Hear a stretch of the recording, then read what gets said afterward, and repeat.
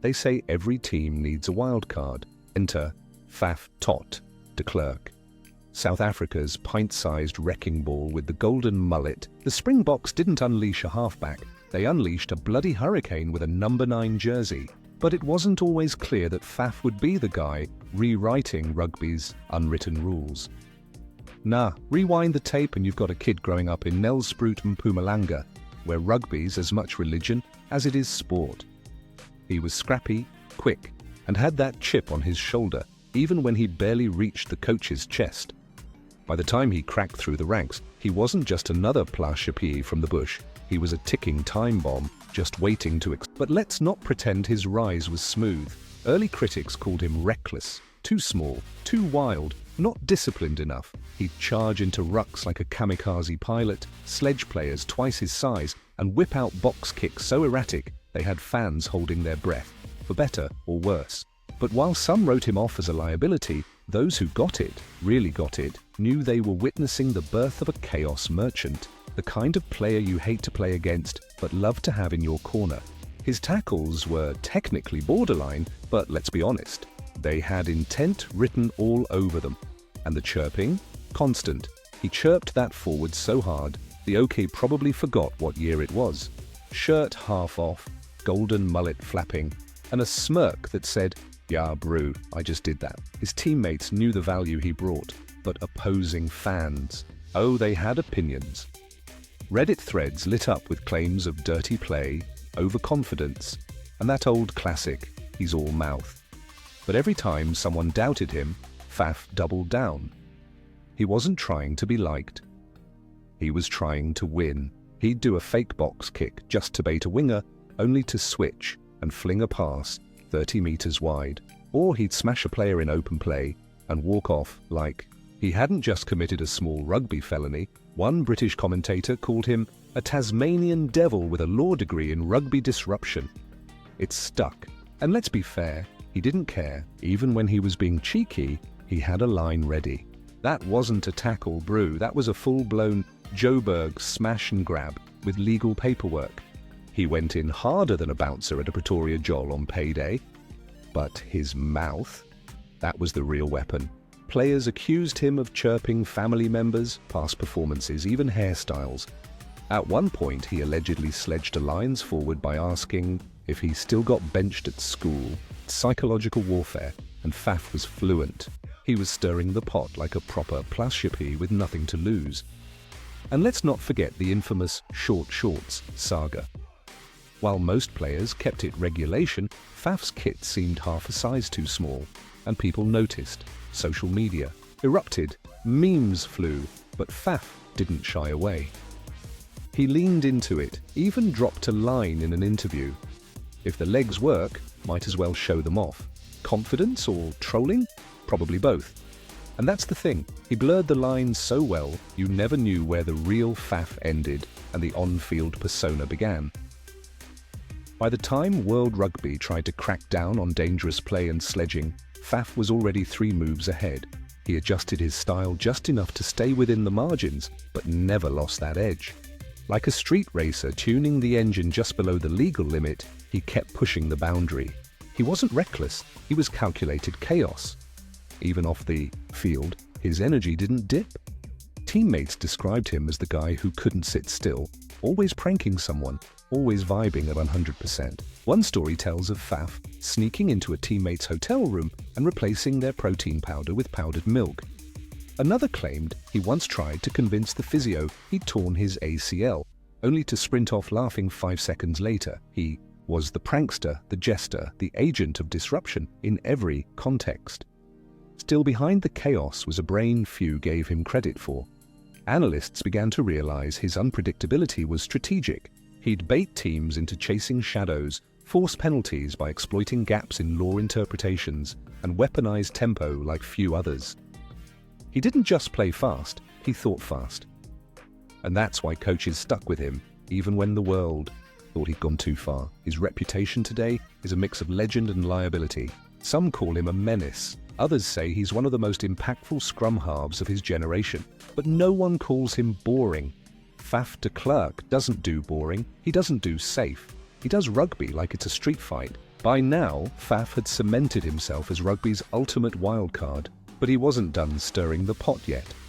His legend grew with each new encounter, each moment of utter mayhem that left fans and opposition alike scratching their heads. He was everywhere, in the rucks, chirping in opposition ears, and of course, unleashing kicks so precise that it was impossible to tell whether he was trying to score or just cause maximum confusion.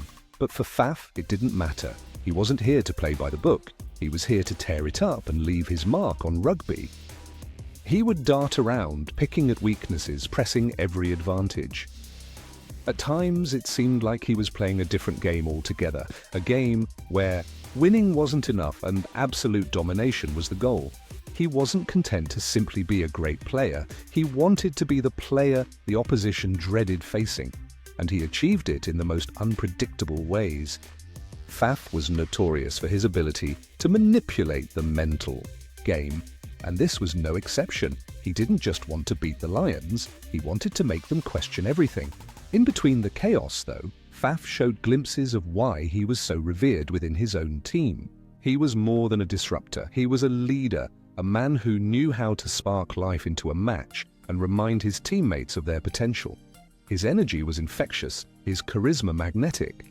But it wasn't just about his physical prowess or his infectious personality, it was his ability to read the game, to take calculated risks that made him a game changer. Off the pitch, Faf had a reputation for being just as chaotic. Stories from teammates painted a picture of a man who couldn't sit still for a second, always pulling pranks, always setting traps. But despite the jokes and the antics, there was a method to his madness, a level of unpredictability that kept everyone on their toes. One time it's said that Faf slipped into the Springbok's team room after hours and replaced the coach's coffee with a special blend that had the entire squad laughing for hours. It was antics like these that made him a beloved figure within the team. He wasn't just a teammate, he was the guy who made every moment fun, even in the face of pressure. But for all his joking around, Faf was serious when it came to the game. His preparation was legendary. Even when the spotlight wasn't on him, he was putting in hours of work, fine-tuning his skills and studying his opposition. He knew that rugby wasn't just about strength and speed, it was about the mind games, the psychology of a match. And Faf, he was a master of psychological warfare. He wasn't just chirping for the sake of it. Every word was a calculated strike, designed to throw his opponents off balance, to get inside their heads. He could see their weaknesses and he exploited them in ways no one else could. But let's talk about Faf's biggest weapon, his ability to make you second-guess your own instinct. There's a reason rugby analysts began calling him the mind bender. Faf's movements were so unpredictable that even the most seasoned players had trouble keeping up.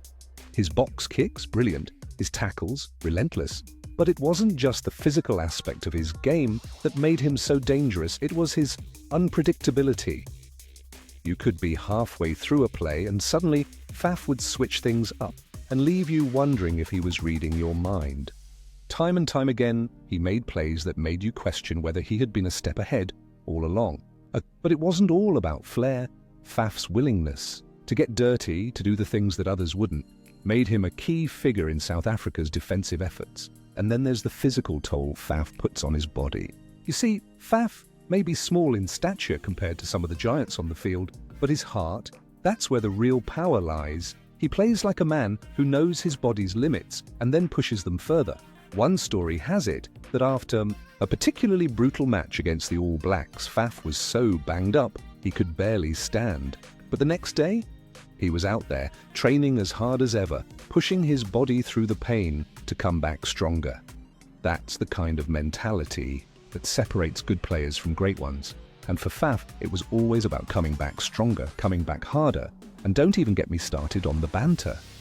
Off the field, Faf was as notorious for his cheeky remarks as he was for his on-field antics. He had this unique ability to get under the skin of any opponent, whether it was making comments about a player's hairstyle or bringing up embarrassing moments from a past game. His chirps were as much a part of his game as his physical skills.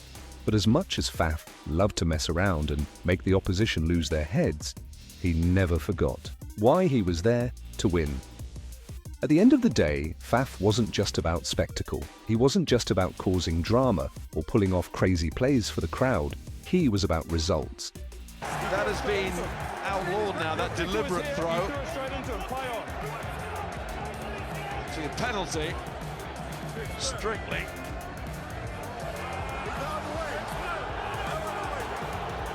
And Quacker Smith in over the ball, but losing his footing. Made it untidy ball though for Wales. La libération. Et le contest d'Arense. Il vient de perdre la balle il y a quelques secondes et là il rattrape le coup. De Klerk and Young involved in a right royal tussle on the far side. Slow coming out. England all over the top. Someone's going to have to get in there and start shifting for South Africa. Luke James. De Klerk's kick charged down. Fitzharding. Oh, couldn't gather it. It's there for Jake Kerr. Good support from Morahan. Where's the next man in? There he is. No, I think him tackling the arm is what causes the knock-on. Well, some smart refereeing from Frank Murphy and You delay the throw. So Kieran Harding being penalised there, delaying the pull in for Faf de Klerk. Sia Khaleesi just doing a bit of pushing and shoving as well. Not getting enough depth on that. A lower fella rising high and De Klerk coming underneath. And then David Fiau rather taking the law into his own hands. And that was something of a physical mismatch. Faf is grinning from behind the gum guard.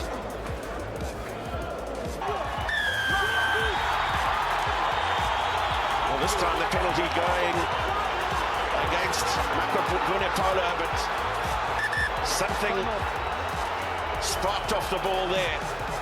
Players flying in from both sides.